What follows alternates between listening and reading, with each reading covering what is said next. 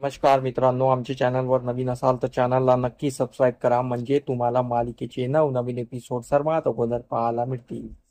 तर नवरी मिळे हिटलरला या मालिकेमध्ये काय घडलं ते आपण बघणार आहोत. इकडे लीला आणि कालिंदी म्हणजे लीलाची मावशी हे एजेच्या घरी आलेले असतात, कारण की आजींची तब्येत खराब असते आणि आजीला बघायला ते आलेले असतात. तर एजे आणि रेवती तिला दारावर अडवतात आणि बोलतात की लीला, तू इथे का आलीस? कारण की मी दुर्गाला वचन दिलेलं आहे आणि माझ्यासाठी एकीकडे फॅमिली आणि एकीकडे माझं प्रेम. तर तू समजू शकते ना, तू घरात येऊ नको, माझं वचन मोडलं जाईल आणि तू माझं प्रेम आहे, मी तुला इथे तुझा अपमान केलेला पण मला सहन होणार नाही, म्हणून लीला तू जा. तर लीला बोलते की मला एकदा आजीला भेटू द्या. एजे तिला समजायची कोशिश करतो आणि एजे तिला पाठवत असतो. तर इथे कालिंदी बोलते की काय आहे, जे मधात आला आणि याने थांबवून दिलं. चांगला मजा बघायला मिळाला असता, चांगला दुर्गाणीचा अपमान केला असता. आणि मग कालिंदी आणि लीला वापस जायला निघतात, तर तिकडून मागून दुर्गाचा आवाज येतो. दुर्गा बोलते, थांबा लीला आई, थांबा जे. तर मग लीला थांबते आणि मागे बघते तर काय, तिकडे दुर्गा आलेली असते आणि बाकी दोन सुना आलेल्या असतात. तर दुर्गा बोलते, हे जे, मी माझी अट काही वेळासाठी मागे घ्यायला तयार आहे, कारण की मी जे काही करते कुटुंबासाठी करते आणि आताही मी कुटुंबासाठी ही अट काही काळासाठी मागे घ्यायला तयार आहे आणि मी लीला आईला आजीला भेटू द्यायला तयार आहे. तर लीला खुश होते आणि मग लीला यायला जाते. तर दुर्गा मध्येच बोलते की पण माझ्या काही अटी आहे. तर लीला खूप खुशीत असते. लीला बोलते की तुझ्या ज्या काही अटी असेल त्या मला मान्य आहे. आणि एजे बोलतो, लीला पहिले अटी तर ऐकून घे. तर लीला बोलते, मला सर्व अटी मान्य आहे. तर मग बाकी दोन सुना बोलतात की अट अशा आहे की मग दोघी सर्व मिळून एक एक अट सुनावून दाखवतात. तर त्या अट खूप वेगळ्या असतात की अटेमध्ये असं असते की तू किचनमध्ये जायचं नाही, कोणत्या रूममध्ये जायचं नाही, घरात लुडबुड करायची नाही, फक्त आजीच्या रूममध्ये जायचं आणि सकाळी 10 वाजता यायचं, रात्री 10 वाजता निघून जायचं, एका नर्स प्रमाणे तू काम करायचं. अशा अटी असतात. आणि शेवटची अट अशी असते की दुर्गाच्या पाया पडून तू माफी मागायची आणि मी असं करणार नाही याच्या पुढे असं सांगायचं. तर लीलाला हे अट मान्य असते, पण हे जे बोलतो इनफ, इनफ म्हणजे इनफ, या काही अटी पाळणार नाही. हे घर आहे की काय आहे, मी तुम्हाला सांगितलं नाही असं करायचं नाही. लीला, हे लीलाचं घर आहे आणि लीलाचं घर आहे, लीला काही करू शकते.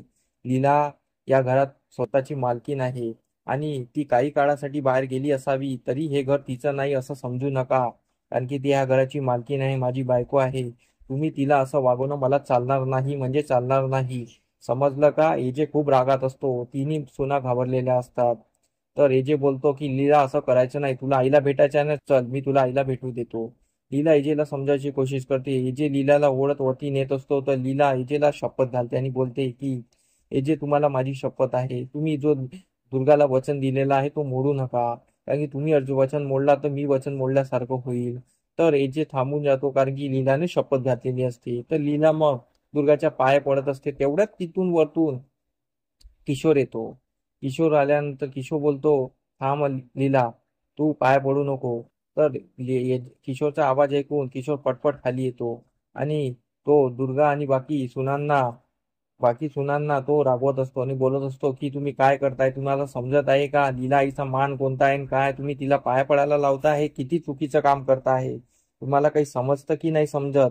तर तो त्यांना रागवत असतो. तो दुर्गालाही खूप रागवत असतो आणि बोलतो की हे असं याच्या पुढे चालणार नाही. लीला आईला तुम्ही घरातून बाहेर काढलं हे मी सहन केलं, पण तुम्ही आता डायरेक्ट तिला पाय पडायला लावत आहे, त्यांचा काही मान आहे की नाही? असं तो बोलत असतो, खूप काही बोलत असतो. ते एजेला खूप अभिमान वाटतो किशोरचा आणि किशोरला लीलाच्या गुड लुक्स मध्ये राहायचं असतं. तर किशोर लीलाकडून बोलत असतो. तर लीला किशोरला खूप थँक्यू म्हणते आणि त्याचे खूप आभार मानते. तर हे ऐकून दुर्गाला खूप राग आलेला असतो. दुर्गा वर निघून जाते. तर किशोर सर्वांना रागवतो आणि बाकी सुनाही तिथून निघून जातात.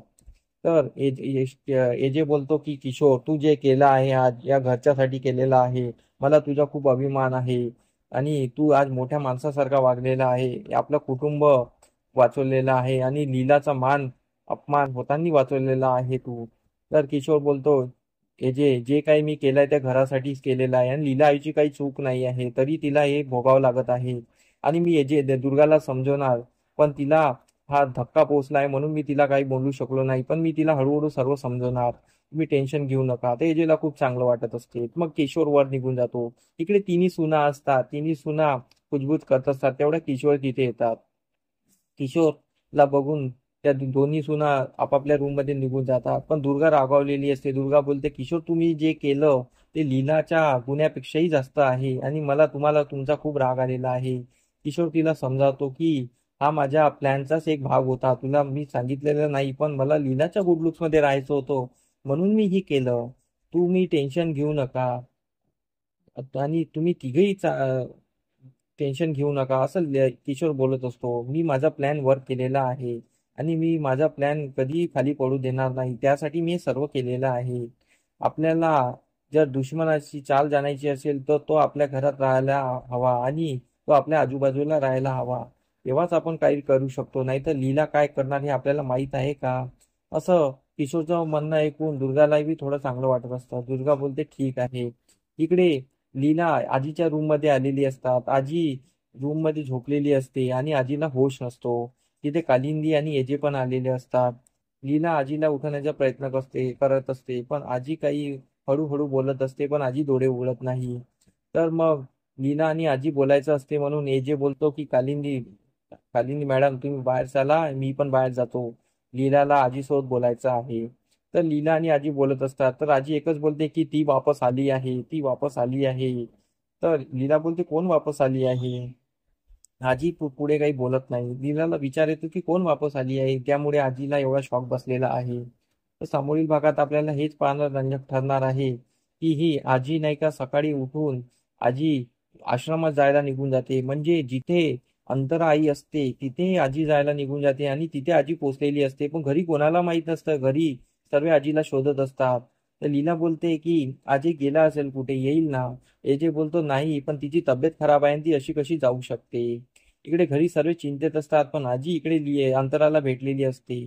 अंतराला बघून आजी खूप घाबरून गेलेली असते आणि एवढ्यात तिथे भाग संपतो. आणि आमचा एपिसोड कसा वाटला आम्हाला कमेंट करून नक्की सांगा. धन्यवाद.